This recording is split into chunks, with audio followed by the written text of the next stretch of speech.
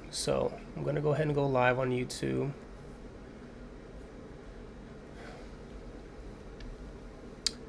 What up, guys? I'm just jumping over from Instagram. So shout out everybody watching over on Instagram. Thank you for joining. I'm now live on YouTube. My name is James Rico. I'm a writer, director, DP, editor, and business owner. And I specialized in music videos for the last 12 years. And now I'm on my new journey of writing my first feature film. So because of that, I've wanted to take up new habits, find new ways to do the things that I say I want to do, and actually move forward with it, because it's such a dark struggle to figure out a new path when you've done something for so long. Now you're veering off that, you're transitioning into like a new part of your life. So I've always found it very important to have conversations about how to do that, and I've found all forms and ways throughout my journey to get myself to get to that next stage, and reading is one of them. So with that being said, I am reviewing chapter 5 of James Clear's Atomic Habits. You could check out the last 4 chapters on our playlist, Atomic Habits Live Reactions. And I'm doing all these reactions on YouTube. So just a quick little update. Now, one thing I am trying to do is keep these videos down to a minimum. I'm not trying to like get you guys to watch 30 minutes or anything, but I'm getting better at that, and I'm getting better by timing myself. So let's time ourselves. Okay, so what I'm gonna do is I'm gonna put a timer for 5 minutes, and then all I'm gonna do is talk about. I've already read the chapter, and I'm just gonna talk about the chapter summary. Okay. So again, James Clear's Atomic Habits. These are his words, not mine, and 5 minutes on the clock. So chapter 5. In his summary, he wants you to remember 6 things. He reiterates the first law of behavior change, which is make it obvious. This is something he said in chapter 3. He stated, let me just do it, how to create a good habit. The first law is cue, which means make it obvious. The second law is craving, which means make it attractive. The third law is response, which is make it easy. And the fourth law is reward, make it satisfying.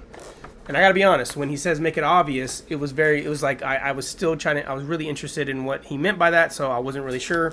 In this chapter, he gets a lot clearer with that. So that's the first thing. He just reiterates that the law is make it obvious. The second thing he wants you to remember is the two most common cues are time and location. So he says,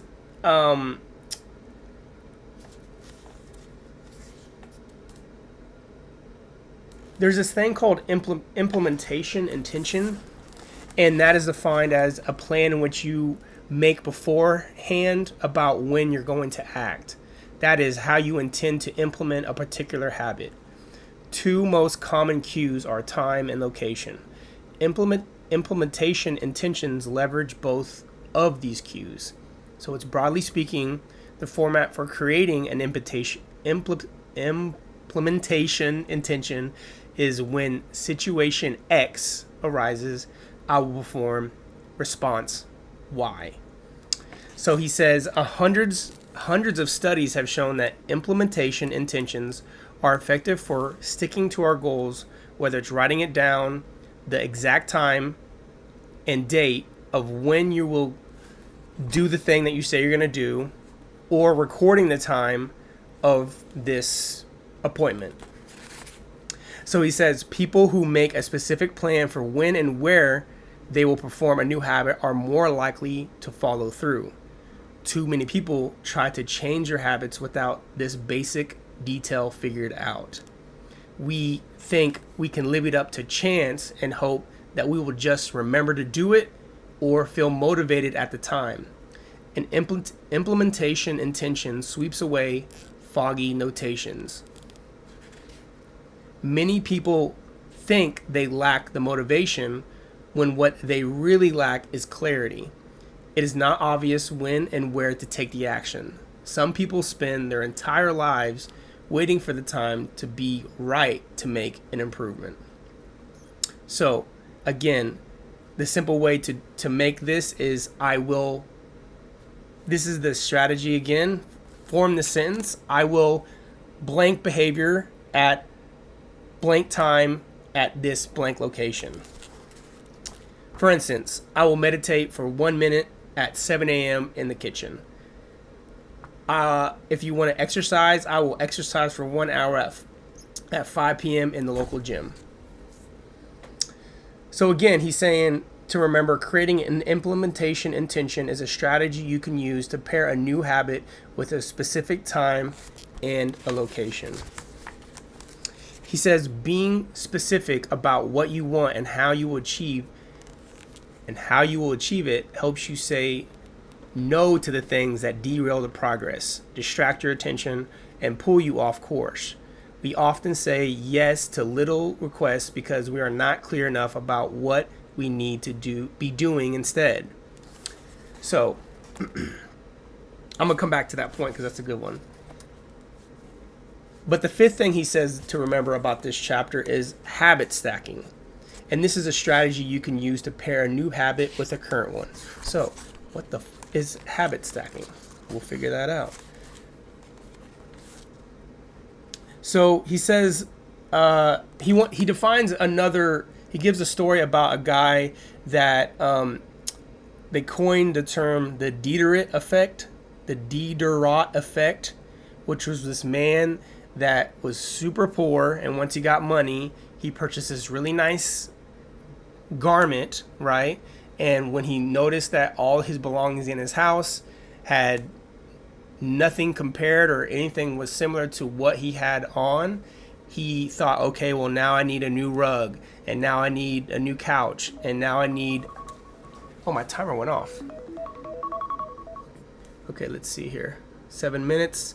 It's okay. We're going to go ahead another 3 minutes for this.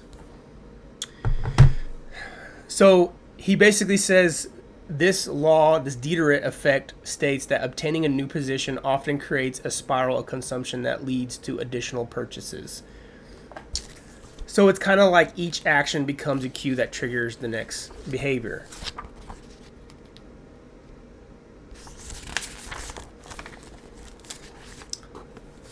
So he says one of the best ways to build a new habit is to identify a current habit you already have and do it each day, and then stack your behavior on top. This is called habit stacking. Rather than pairing your new habit with a particular time and location, you pair it with a current habit. So this is another form of how to create a new habit. So the first one was implementation, intention, and this one is called habit stacking. Again, it's when you pair a new habit with a current habit. So the formula reads like this: after I blank current habit, I will blank new habit. For example, after I pour my cup of coffee each morning, I will meditate for 1 minute. If you want to exercise, after I take my work shoes off, I will immediately change into my workout clothes. For someone that wants to improve their marriage, after I get into bed at night, I will give my partner a kiss. The key is to tie your desired behavior into something you already do each day. Once you have mastered this basic structure, you can begin to create larger stacks by chaining small habits together. This allows you to take advantage of the natural momentum that comes from one behavior leading into the next, a positive version of the Diderot effect. Remember, that effect was this person that was spiraling down because he felt like he needed to purchase and upgrade all his possessions because he bought something else. Think about how many times you do that when you go into a store. Whenever you buy something, you feel like you got to keep buying another thing, right? It felt good to do that. It was some kind of like neurological thing that's going on in your head that makes you feel the need to continue to do that.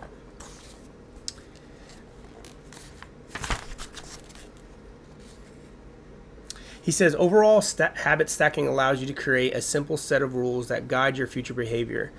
It's like you always have a game plan for which action should come next. Again, exercise. When I see a set of stairs, I will take them instead of using the elevator. Another form of habit stacking could be after I finish eating dinner, I will put my plate directly into the dishwasher. After I put my dishwashers away, after I put my dishes away, I will immediately wipe down the counter. After I wipe down the counter, I will set my coffee mug for the morning.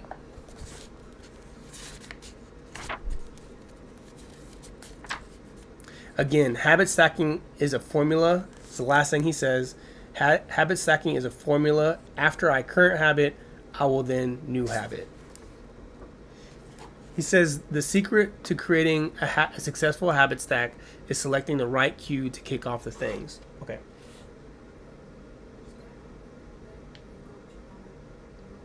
Okay.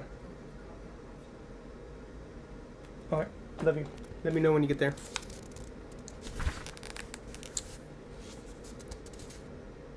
Okay. So he says, he kind of gives some examples here at the end, and I'll say this one more time. He says the secret to creating a successful habit stack is selecting the right cue to kick off the things.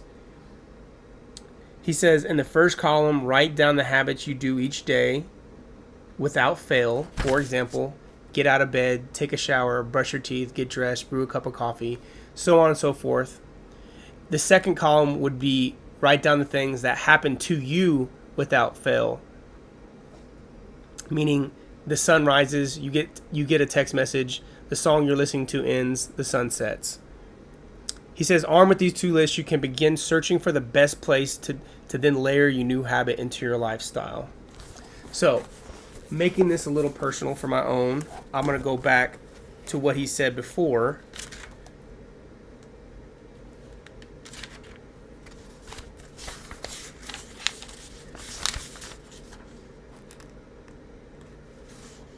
When he says being specific about what you want and how you will achieve it helps you say no to the little things that derail progress, distract your attention, and pull you off course. When I've been thinking about this recently, it reminds me of all these times in the past, like 2 years basically, as I've been trying to write my film. That the scariest thing about writing it is that I've never written a film before, right? So I'm trying to create that new habit of being a writer and identifying myself as a writer. And whenever there were times for me to say I'm gonna do only my writing, or I need to develop a habit daily, even if it's 2 pages or 1 page or 1 scene, doesn't matter, I need to implement that into my daily routine. And there were so many times where I would take on side projects of like editing someone's video, or putting together like a bunch of content for Real Goats, because I think I need to do all this like other side stuff that other people want me to do. Things that I don't want to do, but things that I'm feeling responsible for, right? And so I take on these tasks, and then I'm neglecting the thing that I actually have a passion for, something that I believe that is going to change my life, right? And so I think that goes back into that idea that I didn't have I didn't have this habit stacking of whenever I wake up, I'm going to do this after this. Like maybe I could have been after I wake up and after I make my coffee, I will write 1 page of my film, right? And that's it. Regardless of how much it is, it's 1 page. And I'll do that for 1 hour, and dedicate time like that. So it doesn't have to be big, I don't think. I think it's more about knowing that this is what you want to do, and you're stacking that habit. He does mention in the chapter to not stack that habit in times where you can't control everything, right? So it's not good to say, I'm going to do this new habit that I'm trying to form when all these other chaotic random things that are happening to you in your day, you're just not aware of what's really going to happen. Like for me, it's my daughter. I don't know when she really is going to leave in the day. Sometimes she wakes up, unless I control more of when she gets up and when she leaves. There's a lot of times where I have her for an extra 30 minutes in the morning, or an extra or even up to an hour. There are times where she'll leave at 9 o'clock or leave at 10 or 10:30. And so the only thing I could do to reduce that and the unknowing is to say this is the time she's actually going to go. And that's also then depending on her grandparents and myself working together more to be more strict about stuff like that. So I started personalizing this a little bit more, and I thought about simple stuff. It's like when I wake up, I would drink a full glass of water because I want to be more healthy, and I'll do that in the kitchen, and then after I will brush my teeth. So developing some kind of routine like that, just to being strictly healthy and clean right off the bat. And then I say after I make my coffee, I will read one chapter of my book. So this is my chapter. It's like knowing that I'm doing it at this time to create a routine and saying this is when I'll do it versus like, I don't know when I'm going to do this. I think that's what his goal is for you to see, is like to start to really itemize and schedule based off of good habits that you're already, or habits you're already doing, and allowing yourself to start devising some kind of routine. He says, after Ellie comes home from school, I will record my live. After my live, I will spend 20 minutes. I'll spend 20 minutes creating social media content. And then I say while Ellie eats in the morning, I will clean the kitchen. Before bed on Sundays, I'll sit down in my office and make a schedule for my coming week, and then I'll relax with my family. And I should probably put I'll relax with my family in the basement or something. It's him again. It's the habit that we're trying to identify, when, and then the location.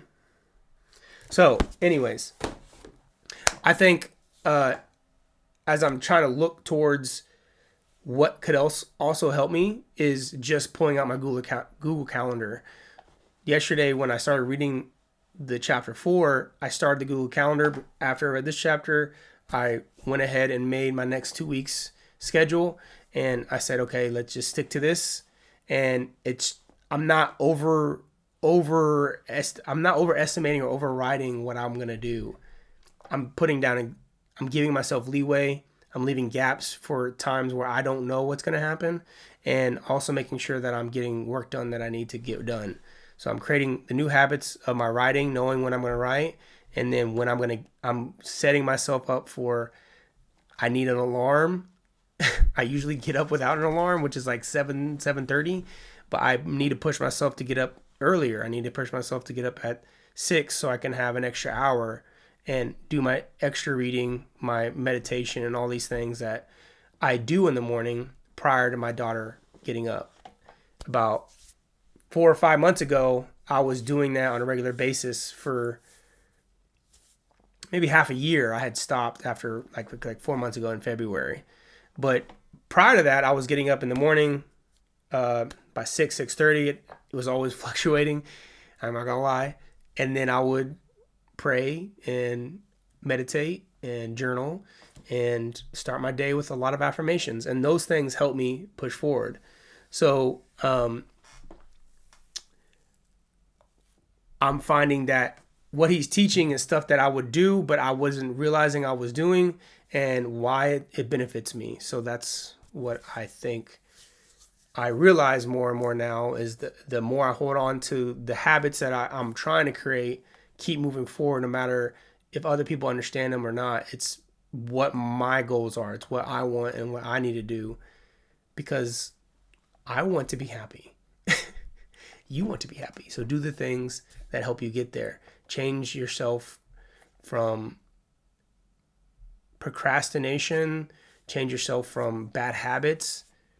Speaking on this idea of the habit forming card that he suggests, is the habit scorecard from last chapter.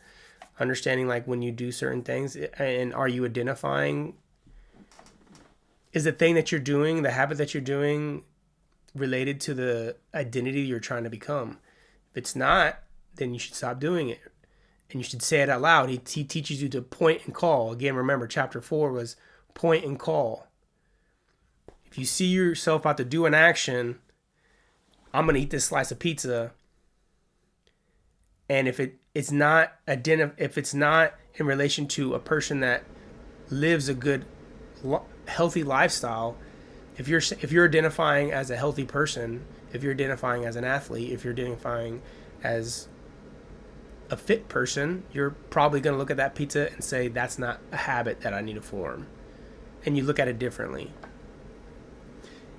Using exercise to then connect with any other habit you do is the easiest form of relating to people.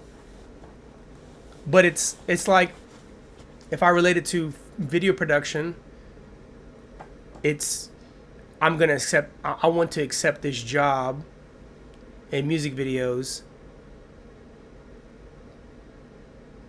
as a director or DP or writer or whatever, because it's right in front of me. But who am I identifying with? I'm not identifying as that. I'm identifying as a filmmaker, as a writer. Would a person that is pursuing writing a film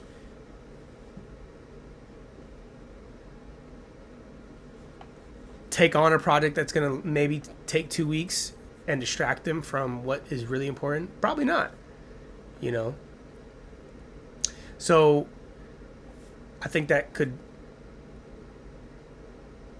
this book is helping me understand more and more about the things that are so.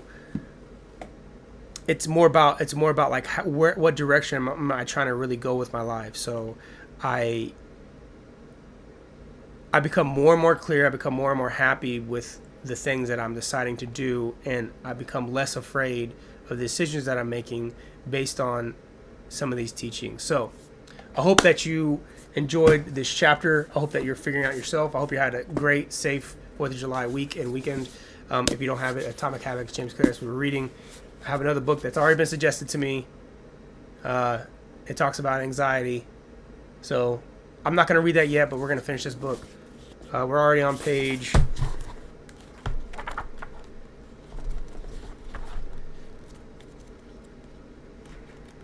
Let's see here.